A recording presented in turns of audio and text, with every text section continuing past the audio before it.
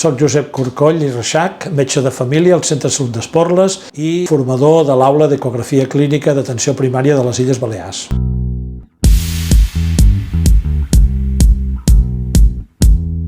Me gustaría preguntarle a un médico de familia cómo podemos hacer más fluido el retorno del paciente a su consulta después del alta.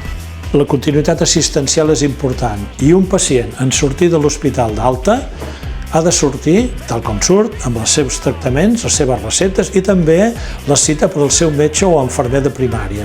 També podem millorar aquesta continuïtat assistencial en sortir de l'hospital telefonant o posant-nos en contacte amb InfoSalut, que ens facilitarà una cita per als profesionals d'atenció primària, enfermería, pediatría o metge de familia. En la ecografía clínica que vamos a realizar, te has dado cuenta que en el diagnóstico de la trombosis venosa hemos aplicado el 2D, el modo Doppler color i el pulsada. M'agradaria demanar a un cirurgià plàstic quines opcions de reconstrucció mamària existeixen actualment.